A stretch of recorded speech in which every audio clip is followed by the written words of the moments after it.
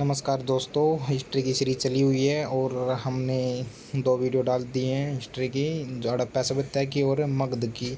अब उससे नेक्स्ट जो आता हमारा टॉपिक वो मौर्य वंश से शुरू होता है।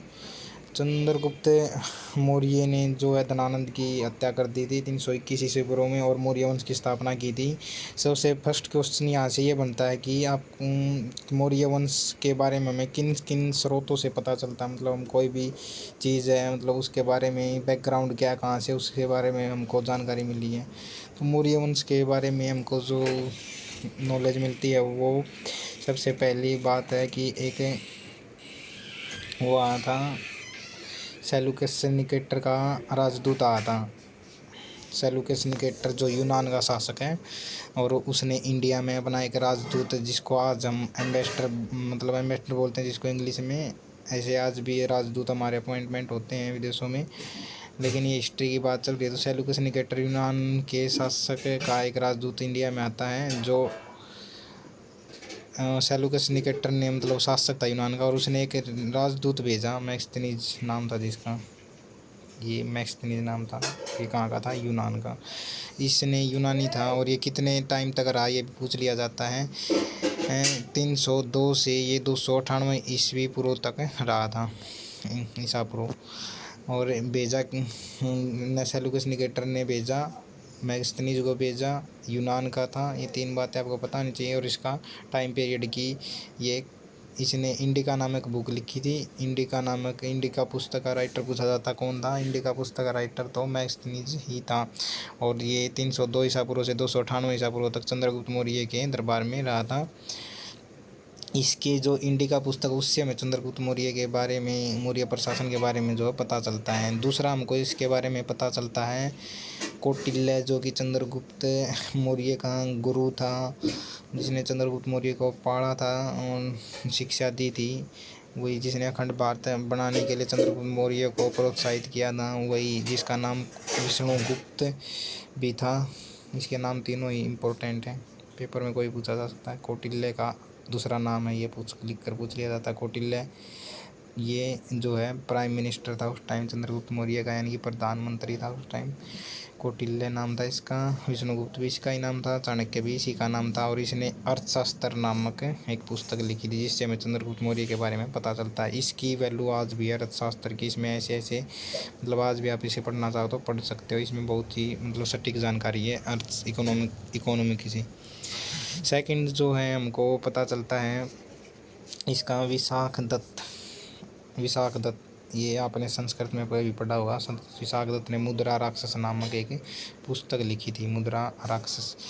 उसमें भी जो है चंद्रगुप्त मौर्य के बारे में पता चलता है। दूसरा हमको इसके बारे में जैन बौद्ध ग्रंथों से ही पता चलता है और अभिलेख मतलब ये आर्किटेक्ट से पता, भवन से, स्मारक से भी हमको चंद्रगुप्त मौर्य के बारे में या मौर्य प्रशासन के बारे में पता चलता है। यहाँ जो ये है रेड में, ये इम्पोर्टेंट है बहुत ज़्यादा, ये पूछ लिया जाता है क्योंकि मगध जो है पावरफुल हो रहा है। तो मगध की जो है उस चंद्रगुप्त मौर्य प्रशासन के समय की बात है ये। मगध की जो राजधानी थी वो पाटलिपुत्र थी। नॉर्थ वेस्ट मतलब मगध की डायरेक्शन के हिसाब से अलग अलग राजधानियाँ थी। मगध की प्रॉपर पूछी जाए तो पाटलिपुत्र थी। नॉर्थ वेस्ट की राजधानी पूछी जाए यानी कि उत्तर पश्चिम की पूछी जाए तो उत्तर इधर, पश्चिम इधर, मतलब इस साइड की राजधानी तक्षशिला थी। और ईस्ट की राजधानी, वेस्ट की राजधानी उज्जैन थी। उज्जैन उसी साइड पड़ता है, तक्षशिला उत्तर पश्चिम में पड़ता है। साउथ की राजधानी साउथ यानी दक्षिण की राजधानी सौणगिरी थी। दक्षिण में राजधानी सौणगिरी थी। और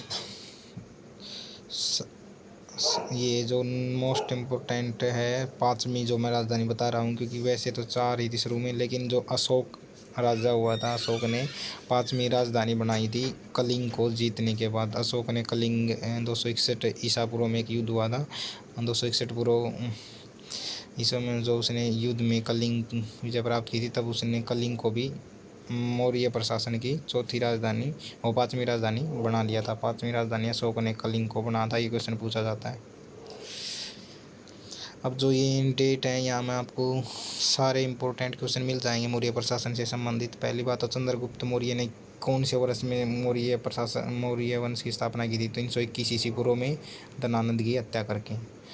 फिर चंद्रगुप्त मौर्य के गुरु कौन थे, ये प्रश्न मैंने आपको ये प्रश्न पूछा था। तो चंद्रगुप्त मौर्य के गुरु चाणक्य चाणक्य कह लो, विष्णुगुप्त कह लो, या कौटिल्य कह लो, जिसने अर्थशास्त्र नामक पुस्तक लिखी थी।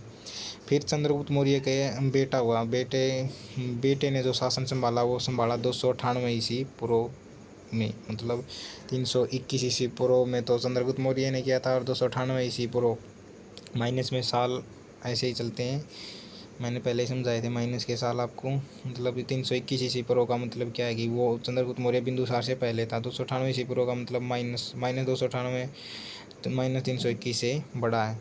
तो 298 ईस्वी पूर्व में बिंदुसार ने शासन संभाला। चंद्रगुप्त मौर्य ने कितने साल शासन किया, अगर आप ये जानना चाहो तो इसमें 2 जोड़ो 300 और 21 साल, ये 21 और 2 22 साल टोटल चंद्रगुप्त मौर्य ने शासन किया। और फिर बिंदुसार के बाद 272 ईस्वी पूर्व में अशोक ने अपने मतलब भाइयों की हत्या करके 272 ईस्वी में इसने शासन किया था। या वैसे महाराज इसने बिंदुसार ने बना दिया था इसको शासक, लेकिन ठीक से 1-2 भाई रह गया था, वो युद्ध करने पड़े इसको। डायरेक्ट मतलब अगर क्वेश्चन पूछा जाए, इसने दोबारा राज्याभिषेक करवा था, एक क्वेश्चन आ जाता है, दोबारा जब इसने राज्याभिषेक करवा तो 269 ईसा पूर्व में इसने राज्याभिषेक करवाया था दोबारा, इंपॉर्टेंट डेट है। और वैसे ये 272 ईसा पूर्व में शासक बन गया था। 261 ईस्वी पूर्व भी पूछ लिया जाता है, क्योंकि एक महत्वपूर्ण युद्ध था ये अशोक के लिए, कलिंग युद्ध। इस युद्ध के बाद इसने मतलब कोई युद्ध भी नहीं किया था, इस युद्ध के बाद इसने बौद्ध धर्म अपना लिया था, इसका पूरा माइंड चेंज हो गया था। ये बहुत ही इम्पोर्टेंट रहा अशोक के जीवन में। और इसके बाद इसने 84,000 बौद्ध स्तूप भी बनवाए थे, ये यहाँ रहे, क्योंकि बौद्ध धर्म अपना लिया था। और इसे अशोक से रिलेटेड दो चीज़ और इम्पोर्टेंट है कि अशोक के एक तो लड़का था और एक लड़की का नाम संघमित्रा था और लड़के का नाम महेंद्र था। ये क्यों बता रहा हूँ, क्योंकि इसने अशोक ने बौद्ध धर्म का प्रचार प्रसार करने के लिए श्रीलंका में इन दोनों को भेजा था। ये क्वेश्चन पूछा जाता है कि श्रीलंका में अशोक ने किन को भेजा था बौद्ध धर्म का प्रचार प्रसार करने के लिए, महेंद्र और संघमित्रा को भेजा था वहाँ। और ललिता पाटनगर 2 नगर बसाए थे अशोक ने, ललिता पाटनगर और श्रीनगर, जम्मू कश्मीर जेके में, जो श्रीनगर है आज का जम्मू कश्मीर में, और ललिता पाटनगर बसाए। और महेंद्र संघमित्रा को इसने श्रीलंका में भेजा था। अच्छा, स्तंभलेख है, जो इसने स्तंभलेख भी लिखवाए अपने प्राकृत भाषा में, जो इनकी भाषा पूछी जाती है कि अशोक द्वारा लिखाए गए स्तंभलेखों की भाषा कौन सी भाषा में स्तंभलेख अशोक ने लिखवाए थे, तो प्राकृत भाषा में है। और जो ये अभिलेख थे, अभिलेखों को किसने पढ़ा ये भी पूछ लिया जाता है। तो जेम्स प्रिंसेप नामक एक अंग्रेजी अर्थशास्त्री था, उसने पढ़ा था 1838 ईस्वी में। 1838 में उसको सफलता मिली थी कि जो उसने स्तंभ लेखों पर जो भी कुछ लिखा हो इसने पढ़ने में सफल होगा। जेम्स प्रिंसेप इसी ने बताया कि क्या लिखा है। और यहाँ से इम्पोर्टेंट है कि बराबर की पहाड़ियाँ, इस आजीविक संप्रदाय फैल रहा था उस टाइम अशोक के समकालीन ही। बराबर की पहाड़ियाँ आजीविक संप्रदाय की क्वेश्चन पूछ लिया जाता है कि आजीविक संप्रदाय की कौन सी पहाड़ियों में रहते थे, या मतलब ये पूछ लिया जाता है बराबर की पहाड़ियाँ कौन से संप्रदाय की थी, तो आज बराबर की पहाड़ियाँ आजीविक संप्रदाय की थी। और अशोक ने बता ही दिया 84,000 स्तूप बनाए थे। फिर जो है लास्ट क्वेश्चन, चंद्रगुप्त मौर्य प्रशासन संबंधी लास्ट क्वेश्चन ये है कि लास्ट शासक कौन था। इसका लास्ट शासक मौर्य वंश का बृहद्रथ था, जिसकी हत्या पुष्यमित्र शुंग ने कर दी थी और शुंग वंश की स्थापना की थी। तो आगे हम शुंग वंश से रिलेटेड पढ़ेंगे। तो ऐसे ही हमारी कंटिन्यूस सीरीज चलती रहेगी। आपके माइंड में चैन बननी चाहिए हिस्ट्री की कि कौन से शासक ने किसको मतलब कैसे क्या क्या किया। तो मौर्य प्रशासन आज आपने पढ़ा।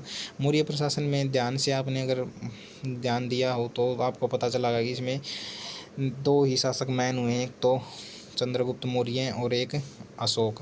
बाकी इसमें इतने मैन शासक नहीं हुए हैं, क्योंकि चंद्रगुप्त मौर्य ने तो स्थापना ही की, वो तो इसलिए इम्पोर्टेंट है। लेकिन अशोक ने बहुत ही मतलब शुरू में तो वो युद्ध करता था, ज़्यादा लड़ाई की उसने। लेकिन कलिंग युद्ध के बाद उड़ीसा में पड़ता कलिंग 261 ईस्वी के बाद उसने बौद्ध धर्म अपना लिया और सब कुछ अपना राजकाज त्याग कर जंगलों में रहने लगा था, और मतलब एक सन्यासी की तरह जीवन व्यतीत करने लगा था। सो कुल मिलाकर उसने अपनी लाइफ टोटली चेंज कर दी थी।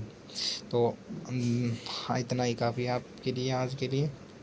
आई होप आपको वीडियो अच्छी लग रही होंगी। तो ऐसे ही हम आपको कंटिन्यू हिस्ट्री से रिलेटेड और अदर वीडियो मटेरियल प्रोवाइड करते रहेंगे, बने रहें हमारे साथ। Thank you.